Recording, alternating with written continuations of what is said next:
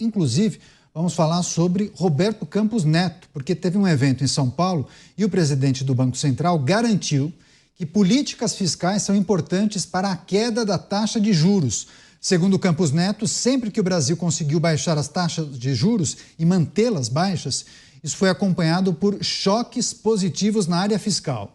O presidente do Banco Central alertou ainda que há falta de confiança nas promessas de ajustes realizadas pelo governo. No entanto, ele destacou que a ideia de uma ampla reforma administrativa pode ser encarada como positiva. Você, Luiz Felipe Dávila, Campos Neto, na reta final do seu mandato, cobrando políticas fiscais para derrubar as taxas de juros. Dávila. Ele está coberto de razão. Para derrubar a taxa de juro, nós precisamos ter uma política fiscal condizente com a política monetária. E o exemplo disso, Caniato, é o que ocorreu durante o governo de Michel Temer. Não podemos esquecer, quando a presidente Dilma forçou o Banco Central a baixar o juro na canetada, o que aconteceu explodiu a inflação e a taxa de juro atingiu, naquela época, o nível mais alto, chegou a 14,5% a taxa de juro. Aí, o presidente Temer assume o poder, em 2 anos, a taxa de juro cai para 7% ao ano, a menor taxa de juro real da história do Brasil. E por que isso aconteceu? Porque a política fiscal andava em harmonia com a política monetária, e isso derrubou. Aprovaram a lei de responsabilidade fiscal, reduziu o corte do Estado, e isso fez com que o Banco Central pudesse reduzir a taxa de juro, porque tinha disciplina fiscal. Então, o que o presidente do Banco Central, Roberto Campos Neto, está dizendo é isso. Quer baixar a taxa de juro? É preciso cortar despesas no setor público. Se cortar despesa e o governo der uma sinalização de disciplina fiscal, a taxa de juro começa a cair. Agora, não tem como cair a taxa de juro quando o governo tem uma política fiscal irresponsável. Como eu gosto de usar a analogia do carro, é que nem a política fiscal é o pé no acelerador e a política monetária o pé no freio. Se você quiser guiar o seu carro devidamente, você acelera o carro devagar para depois poder apertar o freio devagar. Agora, se você acelera que nem um maluco o gasto público e você está chegando em frente a outro carro, o que você vai ter que fazer? Brecar fortemente. É isso que é. O que é o breque fortemente na economia?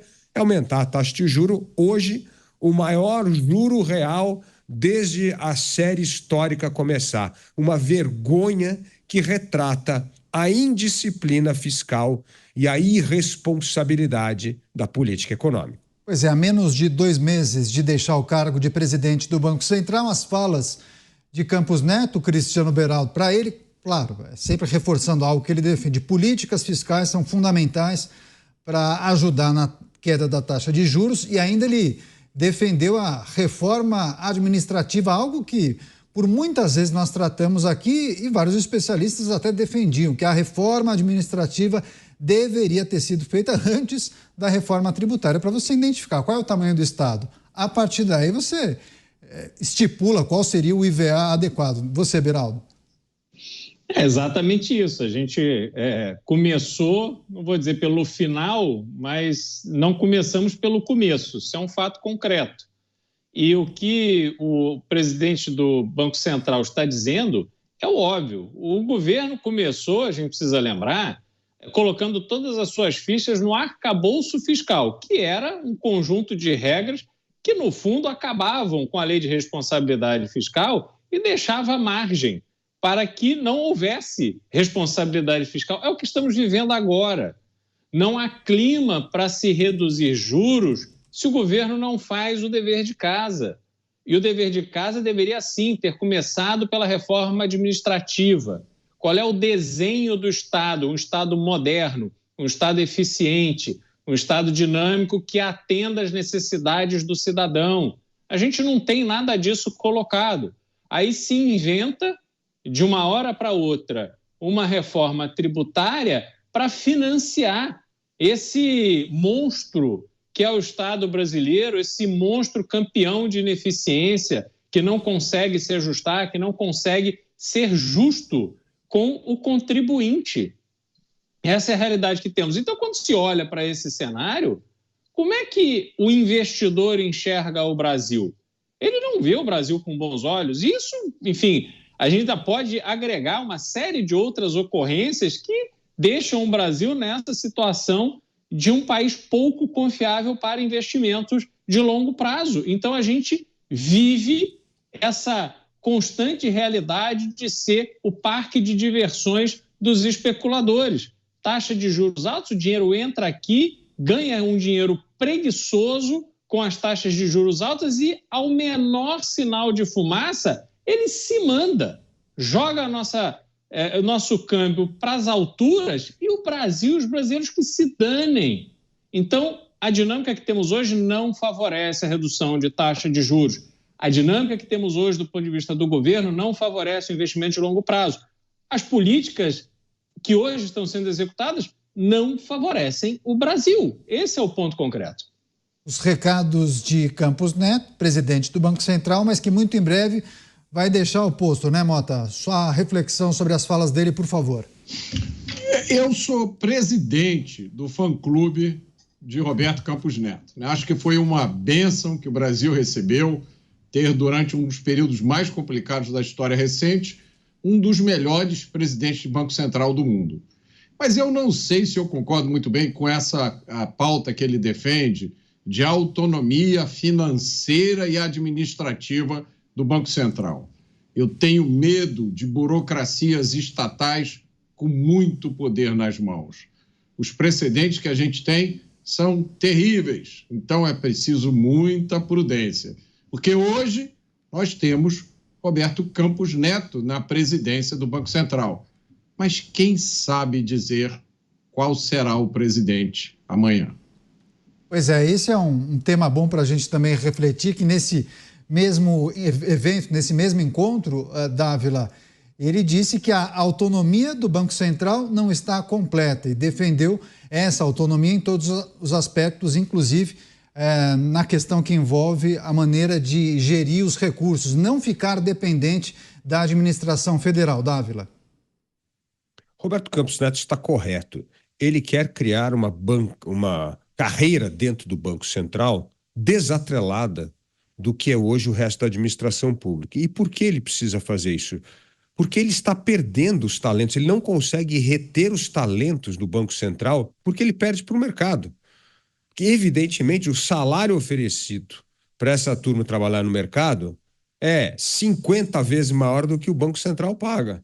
Então, o Banco Central precisa dar uma remuneração melhor para reter esses talentos, porque senão vai ser cada vez mais o show de um homem só. E isso é muito ruim. Essa diretoria do Banco Central, que é formada por gente muito competente, precisa ser uma diretoria de gente que venha do setor financeiro, gente de mercado. Agora, se ficar pagando a miséria que paga hoje, é só uma pessoa que hoje tem grande poupança, que pode aceitar um cargo desse, tá certo? Ou uma pessoa que hoje tem grande espírito público que vai fazer um sacrifício gigantesco para ficar lá 4 anos. Então, eu entendo que ter uma carreira administrativa no Banco Central é muito importante para poder ter gente da melhor qualidade liderando a questão da política monetária no Brasil. Então, eu entendo que ele está correto nisso. A administração do Banco Central precisa ser tão independente quanto a conduta operacional da política monetária. Pois é, só trazendo a fala de Roberto Campos Neto, disse o seguinte, vou abrir aspas para ele. Às vezes, se você tem autonomia operacional, mas não tem autonomia financeira, pode ser asfixiado na parte financeira, porque você não teria capacidade para investir em novas tecnologias e também para pagar funcionários públicos fora da curva, como bem destacou o Dávila, e aí a iniciativa privada acaba roubando esses talentos, a não ser que o cara abra mão de ganhar mais na iniciativa privada justamente por conta desse espírito público, e a gente observa que nem sempre isso acontece, né, Beraldo? O Banco Central e outros órgãos governamentais, eles acabam servindo de trampolim de carreira.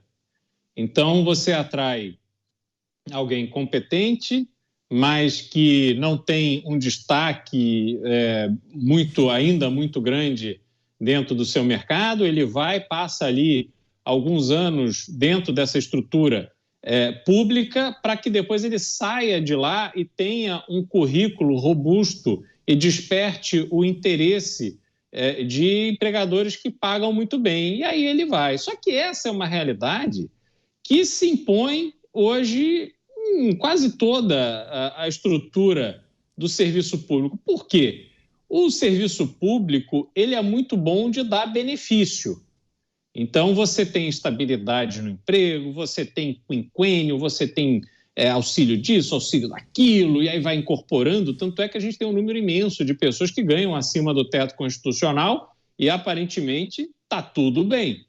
Agora, óbvio, você comparar o salário de um funcionário público com o salário médio da população que está ali na parte de baixo da pirâmide social, vai parecer que é um salário maravilhoso, mas o nível de responsabilidade que alguns desses funcionários públicos têm, eles de fato deveriam ganhar muito mais para que o serviço público atraísse talento e com esses talentos viesse conhecimento, viessem melhores ideias, viessem todo o benefício da experiência de fora do serviço público. Só que eu não vejo como. Você pode, o que o Dávila falou, quer dizer, 50 vezes mais que um funcionário desse vai ganhar na iniciativa privada. Não tem como a gente aumentar esses salários dessa forma. Então fica muito difícil.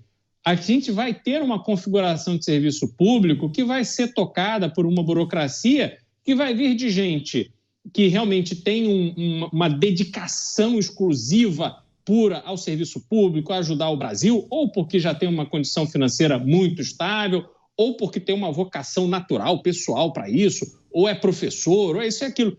Agora, você atrair talentos realmente não cabe dentro do orçamento nem do Brasil, nem de vários países democráticos do mundo. Esse é um desafio para os governos, candidato. Certo. Como a gente trouxe a informação, Campos Neto defendeu, inclusive, a reforma administrativa. Nós comentamos há pouco que muitos especialistas entendiam que a reforma tributária deveria ter acontecido após a reforma administrativa. Inclusive,